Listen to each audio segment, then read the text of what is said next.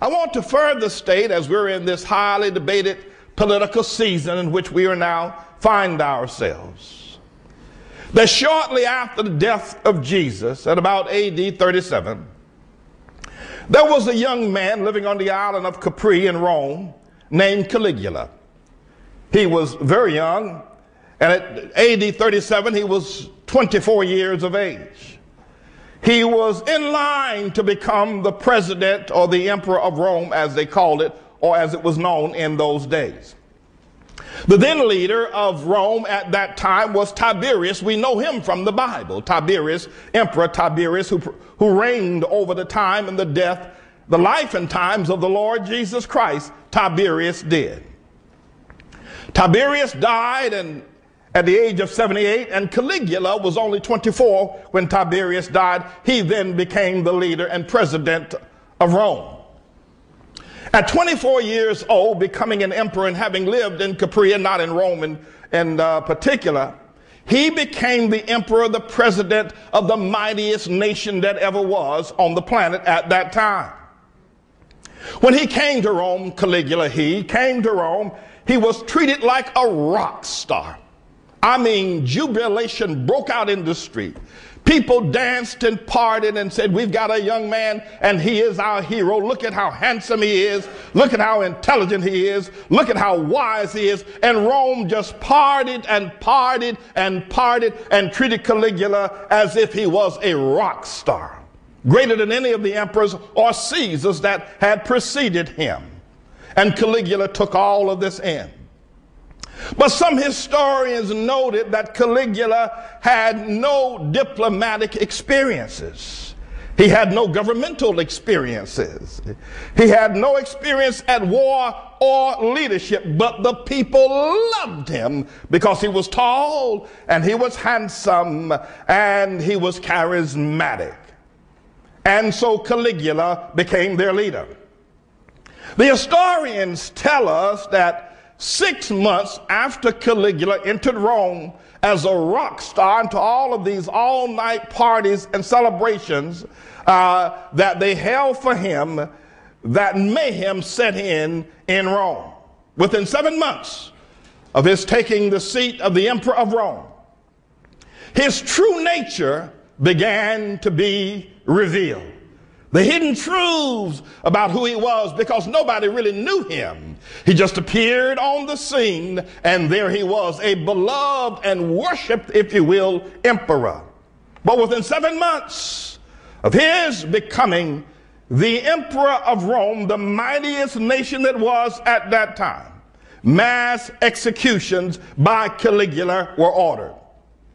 And people were beheaded and executed and thrown to the lions and gladiator fighting for simple things such as infractions of laughing in public, having dinner with your family and friends, and bathing at times when Caligula forbade anybody to take a bath, a natural bath, a shower. If you were found bathing, you were executed, you were beheaded by this wild man who everybody thought was this loving intellectual rock star. Within 7 months, this is what began to happen in Rome. He began spending Rome's money, its vast resources, like it was water, and taxing everything in Rome, including prostitution. His inexperience with people and their failure to know him before crowning him was Rome's greatest mistake of all of historical Roman emperors. Y'all stand for just a moment. Caligula, young, articulate, charismatic, treated like a rock star, worshiped by the people, placed in charge of the mightiest nation that ever was. Within 7 months, it had become a nightmare because of his inexperience and the fact that people really didn't know anything at all about him. It is reported historically that when these mass executions began, Caligula ordering people to death for laughing in public, that he once condemned a man to die, to be thrown to the lions. And the man, upon being thrown to the lions, declared of whatever the charge was that was leveled against him, declared that I'm innocent. Why am I being put to death? At that point, Caligula is reported to have stopped the execution, pulled the man out of the arena, had his servant cut the man's tongue out, and then throw him back to be executed. This is the kind of man that 7 months earlier had been worshiped as a rock star, had been treated as if he was God himself. Yet, when he became known for who he really was, brought Rome to great tears. You may take your seat. But I want you to take note in this hot political season in which we are living to try to discern historically how should we move. Michael Jordan doesn't play ball anymore, but when he did, he was great.